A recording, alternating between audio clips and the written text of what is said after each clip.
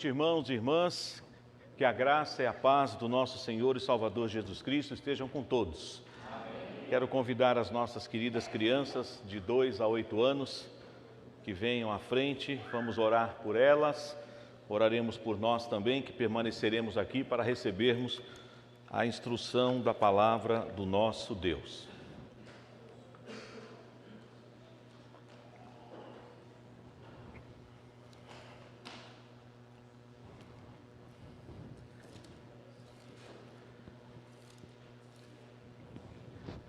Vamos orar por vocês, crianças, que Deus abençoe, que vocês acompanhem atentamente a mensagem que vocês ouvirão através da nossa irmã Solange e depois contem para o papai, para a mamãe, para toda a família, tá bom? Vamos orar, irmãos? Bendito Deus, continuamos em culto, em adoração. Como é bom poder expressar as tuas maravilhas, quem tu és, o que o Senhor fez, o que o Senhor faz e o que o Senhor ainda há de fazer em nós. Com esses lindos cânticos, com os hinos entoados, por tudo que aconteceu até este momento do culto. É para o Senhor, e ainda que sejamos imperfeitos, falhos, mas nós queremos, ó Deus, te dar o melhor, porque o Senhor tem sido um Deus tão presente na nossa vida e na nossa história. Queremos neste momento rogar as bênçãos do Senhor sobre estas crianças. Sabemos que o Senhor tem cuidado de cada um dos pequeninos dessa igreja. Abençoe seus pais, seus irmãos, seus familiares, e abençoe esse tempo em que eles terão agora ali também, onde receberão a instrução da Tua Palavra, numa linguagem acessível à compreensão deles. Guarda a nossa irmã Solange no cuidado, no pastoreio, e agora quando ela estiver ministrando a Tua Palavra ao coração dessas crianças. Fique conosco também, ó Pai. O Senhor conhece cada família que está aqui, cada irmão, cada irmã, aqueles que estão acompanhando a transmissão deste culto agora. Que o Senhor nos fale, ó Deus, através da Tua Palavra, pela iluminação do Teu Santo Espírito. Nós oramos em nome de Jesus. Amém, Senhor. Deus abençoe, crianças. Quero convidar os irmãos para inicialmente lermos o livro do profeta Isaías, capítulo 6, texto muito conhecido de todos nós. Hoje leremos os seus 3 primeiros versos, mas ao longo da mensagem nos valeremos de outras passagens aqui do Antigo Testamento e também no Novo Testamento. Apocalipse nós leremos no final dessa mensagem. Agora, Isaías capítulo 6, versos 1 a 3. Eu quero convidar a igreja para fazer essa leitura comigo. Leiamos. No ano da morte do rei Uzias, eu vi o Senhor assentado sobre um alto e sublime trono, e as abas de suas vestes enchiam o templo. Serafins estavam por cima dele, cada um tinha 6 asas, com 2 cobria o rosto, com 2 cobria os seus pés, e com 2 voava. E clamavam uns para os outros, dizendo: Santo, Santo, Santo é o Senhor dos exércitos, toda a terra está cheia da sua glória. Logo no início desse texto, desta visão que o Senhor dera a Isaías, seu servo, temos esse registro. No ano da morte do rei Uzias, eu vi o Senhor assentado sobre um alto e sublime trono. No último dia 8 de setembro deste ano, o mundo foi alarmado com a notícia da morte da rainha Elizabeth II. 70 anos de reinado ali no Reino Unido e em outros países do mundo. 96 anos de idade. A monarca que reinou por mais tempo naquele lugar e uma daquelas que só perde para um rei da França, em termos de longevidade de um reinado. Talvez você não conhece muito sobre a monarquia, mas foi tanta propaganda, foi tanta notícia, o cerimonial que durou 12 dias, que acompanhamos pelos meios de comunicação. Você deve talvez pensar quanta polpa, quanta coisa para uma monarquia, e quem teve oportunidade já de visitar a Inglaterra conhece um pouco mais daquele poder todo que paira sobre a rainha, sobre o rei, agora rei Charles III. Nós sabemos que naquele dia na parte da tarde, quando os meios de comunicação comunicavam a morte da Rainha Elizabeth II, horas depois, o príncipe Charles, até então, teve que voltar a Londres porque ele teria que assumir o trono. Ainda existe todo um ritual, ele não foi coroado, não sabemos se será este ano, se será no próximo ano, onde essa cerimônia acontecerá na abadia de Westminster, mas o trono não poderia ficar vazio na Inglaterra, no Reino Unido. Então, imediatamente, ele que era o imediato, o sucessor do trono de sua mãe, ele assume o reinado no lugar da Rainha Elizabeth II. Por que eu estou lembrando dessa história tão recente para nós? Para olharmos à luz desse texto, desta visão gloriosa do chamado do profeta Isaías e verificarmos que ele pontuou, ele colocou aqui uma data, ou pelo menos um período na história de Israel também da morte de um rei. No ano da morte do rei Uzias, eu vi o Senhor assentado no alto e sublime trono. Mesmo que você não goste do sistema monárquico, mesmo que você não ache tão bonito todo aquele cerimonial que gira em torno de um rei, de uma rainha, mas ainda assim chama a nossa atenção e de setembro para cá tomamos maiores informações sobre como funciona a monarquia, pelo menos lá no Reino Unido. Mas eu quero te fazer uma pergunta agora. Nós não vivemos num regime monárquico, nosso sistema político é outro, e hoje cumprimos o nosso papel como cidadão brasileiro. Votamos. E dentro de algumas horas saberemos o resultado das eleições do primeiro turno. Mas eu quero te fazer uma pergunta agora, meu irmão, minha irmã. Quem reina sobre você? Quem governa a sua vida? Você está preocupado com o resultado das eleições? Você tem medo do resultado que daqui a algumas horas nós vamos ficar sabendo? Quem governa sobre a sua família? Quem reina sobre a sua história? Nós, servos do Senhor, não deveríamos perder noite de sonos. Nós não deveríamos brigar e discutir assuntos tão fúteis às vezes, se nós já sabemos que estamos debaixo de um reinado eterno, soberano, imutável.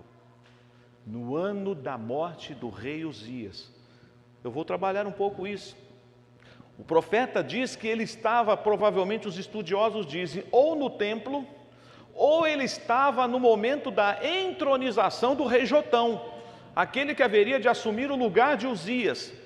E ali, quando ele está vendo todo aquele cerimonial da troca de um rei por outro, ele recebe uma visão do Senhor. Particularmente, eu prefiro entender que ele estava no momento de adoração, no templo, e ele tem uma visão, e ele vê um trono.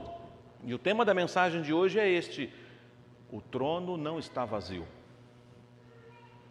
Nunca na história desta humanidade, desta terra, a terra esteve à deriva, sem governo, sem comando.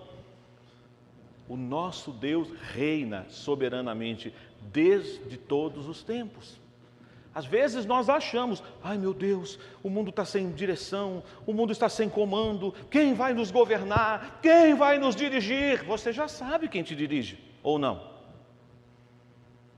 O Salmo 146 diz assim: não confieis em príncipes nem nos filhos dos homens, em quem sai-lhes do espírito e eles tornam ao pó. Quem é o teu rei? Quem reina sobre a sua casa?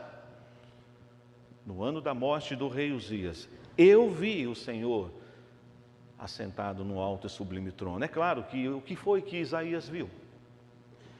Quando vamos a Apocalipse, faremos essa leitura um pouco mais adiante, a gente vê um pouco daquilo que João tenta descrever, o indescritível, aquilo que não pode ser colocado em linguagem humana, mas ele tenta passar para nós a visão gloriosa que ele tem do trono, daquele que está sentado no trono. É algo tão maravilhoso que nós sabemos que eu não continuei a leitura, mas você conhece essa passagem. Haverá um momento em que ele vai dar um brado, ele vai dizer: ai de mim, eu estou perdido, eu vi o Senhor e os meus olhos viram o Rei, eu sou um homem de boca suja, habito no meio de um povo de boca suja. Outros servos já tiveram essa experiência, como eu citei recentemente aqui, o profeta Daniel, o profeta Ezequiel e até mesmo João, exilado na ilha de Patmos. Então, amados, nós sabemos que essa visão que Deus dera a Isaías, inaugurando o seu chamado, e muitos até ficam conjecturando, por que está no capítulo 6 e não no capítulo 1?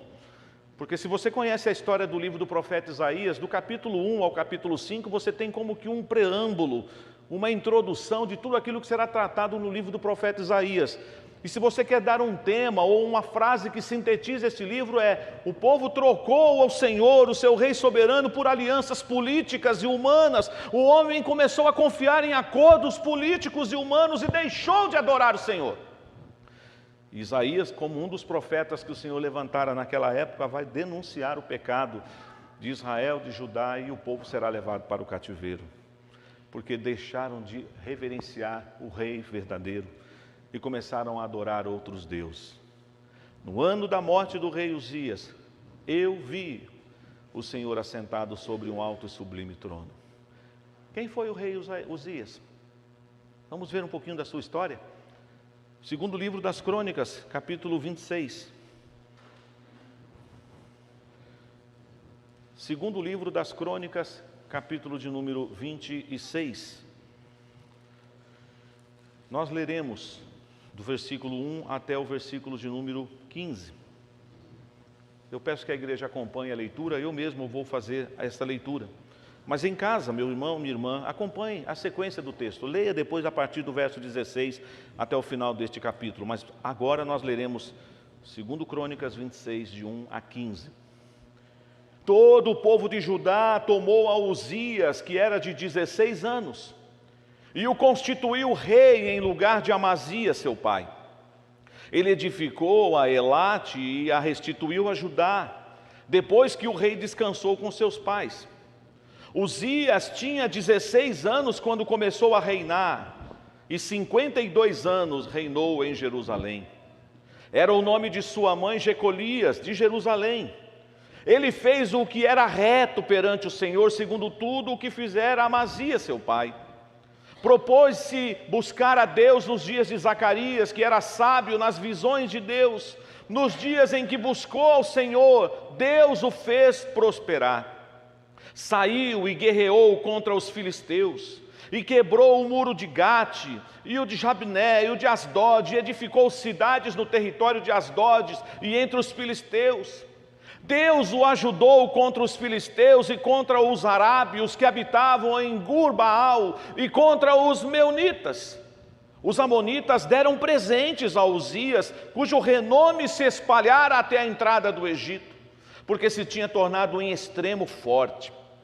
Também edificou Uzias torres em Jerusalém, à porta da esquina, à porta do vale, à porta do ângulo, as fortificou. Também edificou torres no deserto e cavou muitas cisternas, porque tinha muito gado, tanto nos vales como nas campinas. Tinha lavradores e vinhateiros, nos montes e nos campos férteis, porque era amigo da agricultura.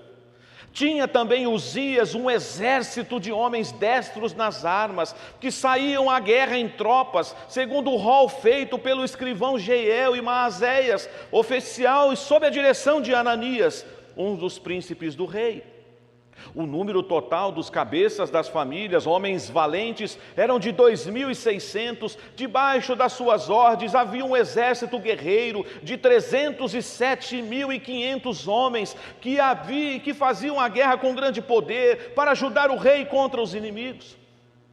Preparou-lhes Uzias para todo o exército escudos, lanças, capacetes, couraças e arcos e até as fundas para tirar pedras. Fabricou em Jerusalém máquinas de invenção de homens peritos, destinadas para as torres e cantos das muralhas, para atirarem flechas e grandes pedras. Divulgou-se a sua fama até muito longe, porque foi maravilhosamente ajudado, até que se tornou forte. Eu não sei se você já teve a curiosidade de estudar a história dos reis de Israel e de Judá, a sua biografia. É bem provável, você sabe disso, que na grande maioria, ou porque todos os reis do reino do norte, das 10 tribos, fizeram o que era mal perante o Senhor. Já no reino do sul, no reino de Judá, nós tivemos alguns reis que andaram nos caminhos do Senhor, outros começaram bem, mas terminaram mal, outros fizeram coisas erradas. Nós vemos o próprio pai de Uzias, que ele teve um início bom, mas depois ele se perdeu na idolatria.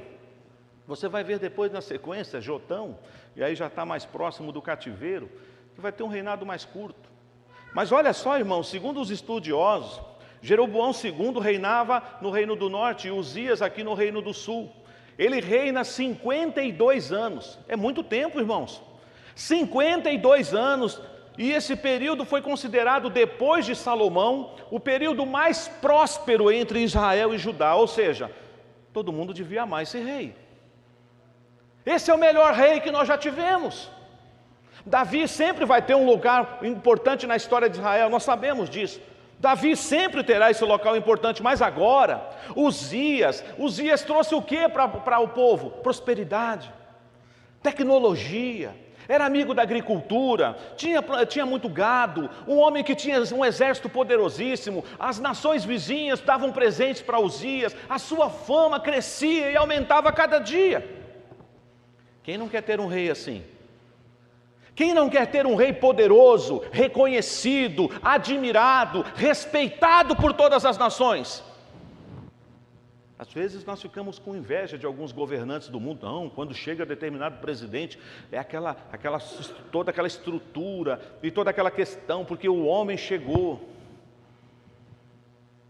Será que nós também não corremos o risco de ficarmos olhando os feitos? E eu não estou com isso dizendo que nós não devemos desejar bons governantes que pensem no povo, que façam bem ao povo, que nos levem a um tempo de prosperidade.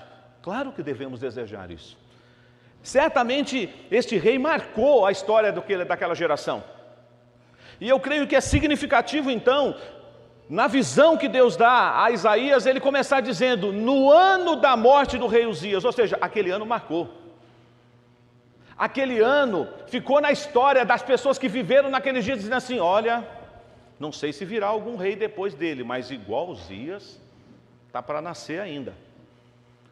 Um rei que deixou saudade, porque a Bíblia fala de um outro rei que não deixou saudade, mas esse aqui deve ter deixado saudade. Se você não conhecia a história de Uzias, você está tendo a oportunidade de ler esse texto, você pode ler 2 Reis capítulo 15, mas tem um problema que eu não continuei a leitura por questão de tempo. O finalzinho do verso 15 diz o quê? Até que se tornou forte. O que aconteceu com esse rei? O que infelizmente acontece com quase todos os governantes, os soberanos da terra. A fama, o poder, a glória subiu para a cabeça. E ele achou que ele era o Todo-Poderoso. Ele achou que ele podia fazer o que ele bem entendesse. A ponto de fazer, sabe o quê?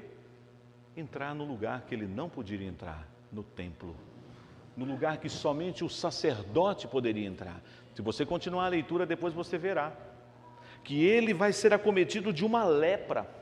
Os seus últimos dias será numa casa separada e já vai ter que ser agora um reinado com uma corregência, porque ele não pode mais andar, ele não pode mais fazer as coisas, porque ele agora é afastado, ele é rei, mas é um rei leproso. E Deus ainda foi misericordioso com Uzias, porque o que Deus havia dito era que quem entrasse naquele lugar morreria fulminantemente. Ele achou que ele podia. Você conhece a história de algum governante mais próximo a nós que também achou que podia? Ninguém me segura. Eu sou o governante. Quem é que vai me deter?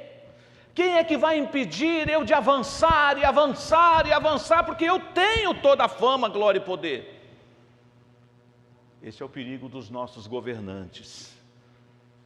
E nós, muitas vezes, alimentamos esse poder dos nossos governantes.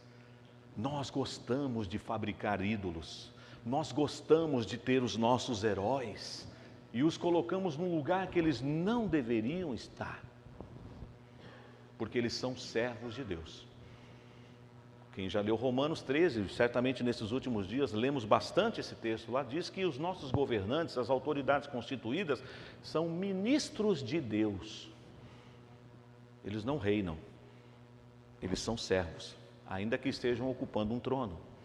A rainha Elizabeth II ficou 70 anos no trono. O rei Luís XIV da França ficou mais de 70 anos, embora ele começou seu reinado criança, então teve um reinado mais longo, mas a rainha Elizabeth já começou com 25 anos, foi coroada com 26 anos, passou por vários períodos, quantos primeiros ministros, quantos presidentes das outras nações passaram, e a rainha lá.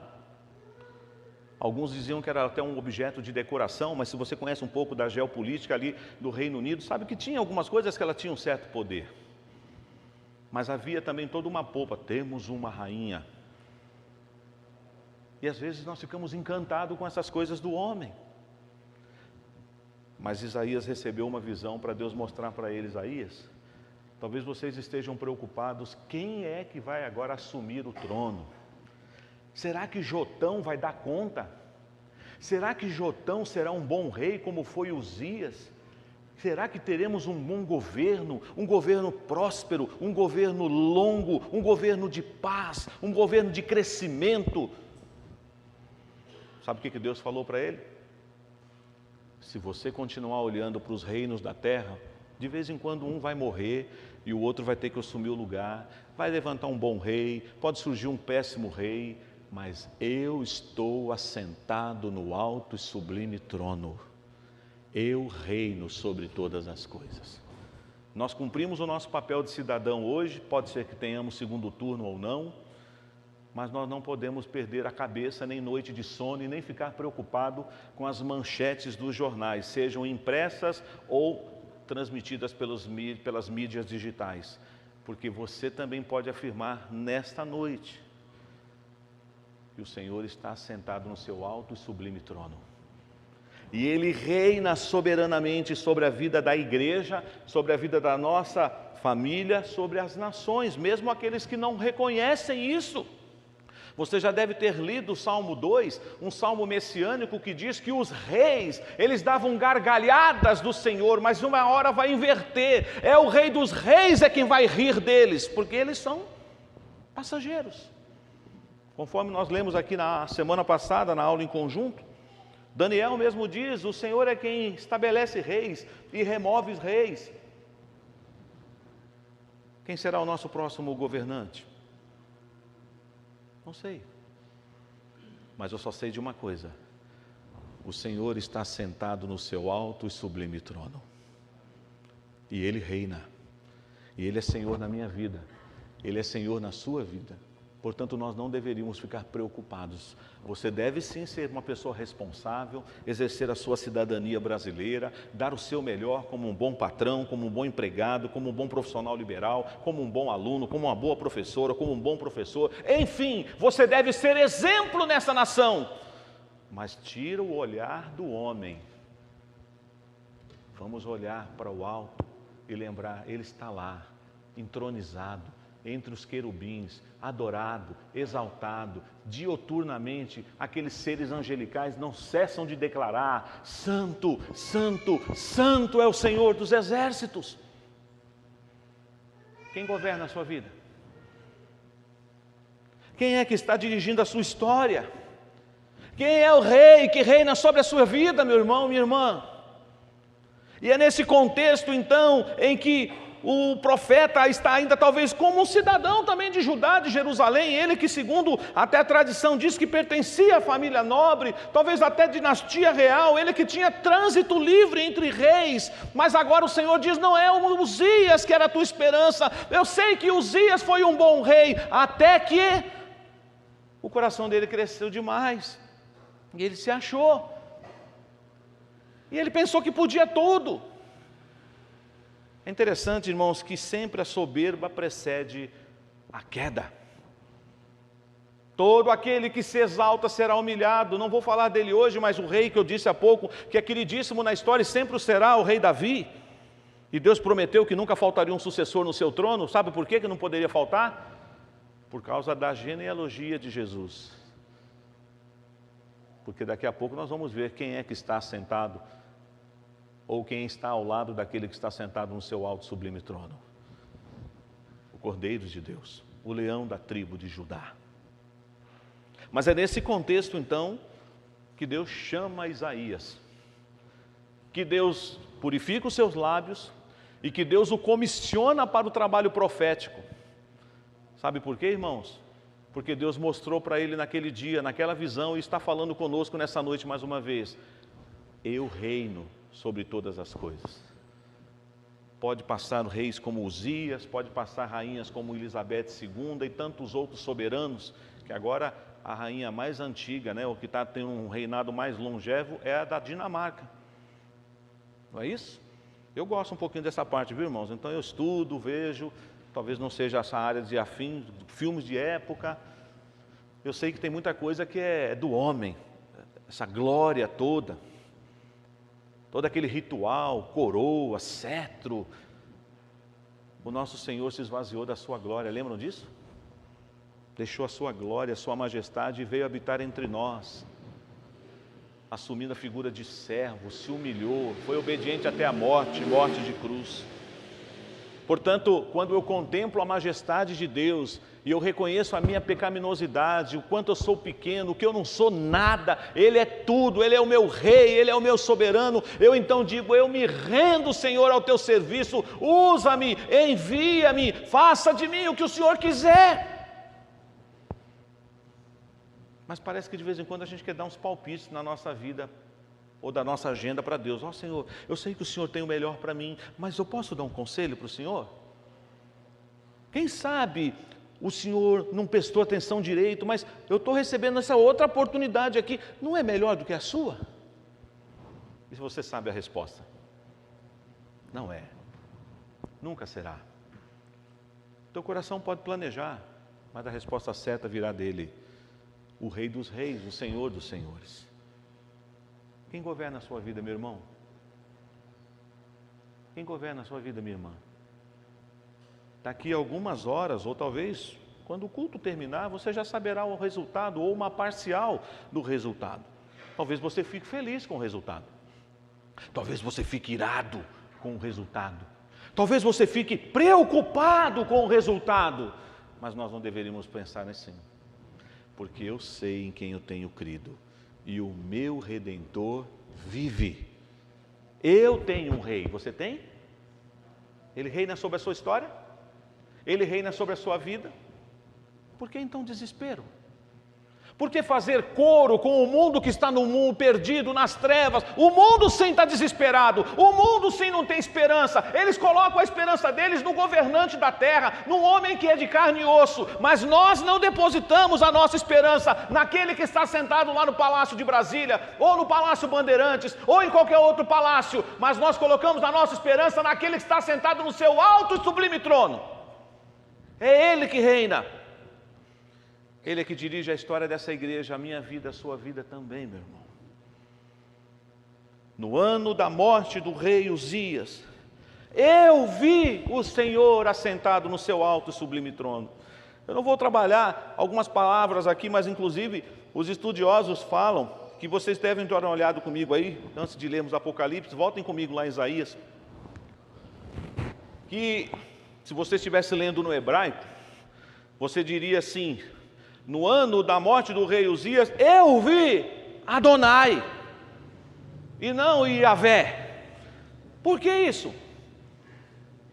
Lembram de Moisés? O que Moisés falou? Senhor, eu quero ver a tua glória. E Deus falou o que para Moisés? Não pode, Moisés, você não suporta. Eu não estou criticando não, viu? Eu já falei para os irmãos da equipe de louvor que eu gosto muito de música, mas tem música bem colocada pela Carol hoje, a gente canta sem prestar atenção. Conhecem aquele cântico que diz assim: eu vejo a glória do Senhor hoje aqui, a sua mão e o seu poder sobre mim, os céus abertos hoje eu vou contemplar. Irmãos, se nós fizéssemos essa visão de Isaías, como é que a gente ficaria agora? Sentadinho, bonitinho, assim como vocês estão aí, e eu em pezinho aqui, eu ia cair aqui, e você ia desmaiar aí no seu lugar.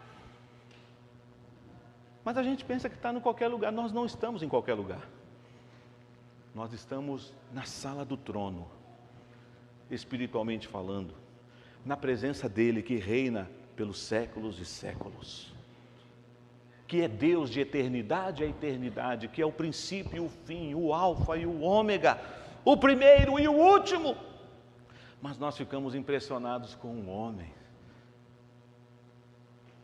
e com medo do resultado. Quem reina sobre a sua vida, meu irmão? Quem reina sobre a sua vida, minha irmã? Quero caminhar já para o término dessa palavra, convidando você a ler Apocalipse. Semana passada Deus usou poderosamente o nosso querido pastor, reverendo Eduardo Nunes, mas nós vamos nos valer de outros textos ali, perto do texto que ele pregou. Vamos lá em Apocalipse, vamos ler um outro texto. Agora sim eu quero que a igreja, como um grande coral, leia esse texto. João viu algo que ele não conseguiu descrever, mas ele conseguiu ainda passar essa visão para nós. Mas foi muito mais, gente. Se você ficar impressionado com o que nós vamos ler agora, e você já leu esse texto em outros momentos, mas foi muito mais, a glória é muito maior, o poder e o fulgor é muito mais esplendoroso do que isso que nós vamos ler. Mas isso só já nos deixa estupefados com a majestade do nosso Deus. Apocalipse capítulo 4. Vamos ler os seus 8 primeiros versículos? Visão que Deus deu agora para quem? Para João. O anjo está mandando a mensagem de Jesus para o João que está na ilha de Patmos. Mas vamos ver aqui, leiamos. Depois dessas coisas, olhei, e eis não somente uma porta aberta no céu, como também a primeira voz que ouvi, como de trombeta ao falar comigo, dizendo: sobe para aqui, e te mostrarei o que deve acontecer depois dessas coisas. E imediatamente eu me achei em espírito, e eis armado no céu um trono, e no trono alguém sentado, e esse que se acha assentado é semelhante no aspecto à pedra de jaspe e de sardônio. E ao redor do trono há um arco-íris semelhante no aspecto à esmeralda. Ao redor do trono há também 24 tronos, e assentados neles 24 anciãos, vestidos de branco, em cujas cabeças estão coroas de ouro. Do trono saem relâmpagos, vozes e trovões, e diante do trono ardem 7 tochas de fogo, que são os 7 Espíritos de Deus. Há diante do trono um como que mar de vidro, semelhante ao cristal, e também no meio do trono e à volta do trono 4 seres viventes cheios de olhos por diante e por detrás. O primeiro ser vivente é semelhante a leão, o segundo semelhante a novilho, o terceiro tem o rosto como de homem, e o quarto ser vivente é semelhante à águia quando está voando. E os 4 seres viventes, tendo cada um deles, respectivamente, 6 asas, estão cheios de olhos ao redor e por dentro, não tem descanso, nem de dia, nem de noite, proclamando: Santo, Santo, Santo é o Senhor Deus, o Todo-Poderoso, aquele que era e que há de vir. Amém. Eu fico maravilhado com essa descrição, queridos. João se vale das pedras preciosas, de trovões, de relâmpago, aquilo que poderia colocar talvez em tinta e papel, para a gente entender, mas só mesmo com a unção do Espírito, com a iluminação do Espírito Santo, para nós penetrarmos nas maravilhas dessa palavra, e aí entendermos que nós temos um rei, e que ele reina soberanamente sobre a minha vida e sobre a sua vida. Eu serei obediente às minhas autoridades constituídas, enquanto elas não me colocarem em situação que eu vá ficar contra este rei.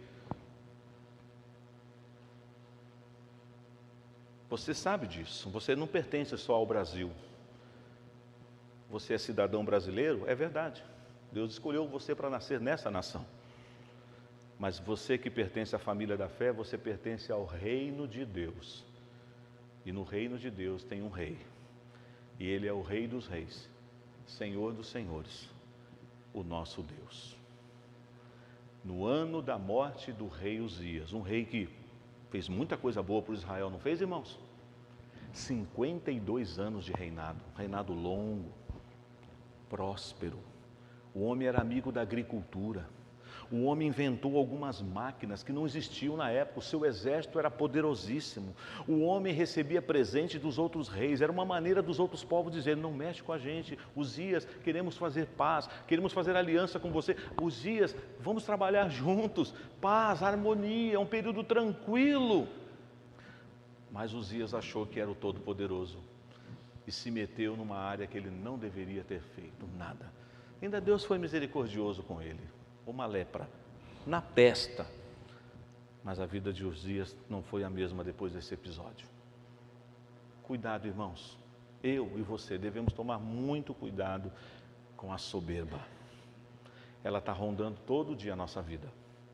Nós gostamos disso. Quem não gosta de um afago? Eu não estou falando de elogio. O elogio, na medida certa, na hora certa, ele é bem-vindo. Te estimula a continuar fazendo o melhor para Deus. Mas quando começa a sair um pouco, e como é tênue, como é fácil a gente se perder nesse processo, e o coração vai dizendo: que gostoso. Aí é a cilada do diabo. Mas você não precisa se desesperar. Quem vai assumir o poder? Porque quem já está lá, assentado no seu alto sublime trono, é o nosso Deus, o Senhor vivo e poderoso. A Ele toda a honra e toda a glória. Amém.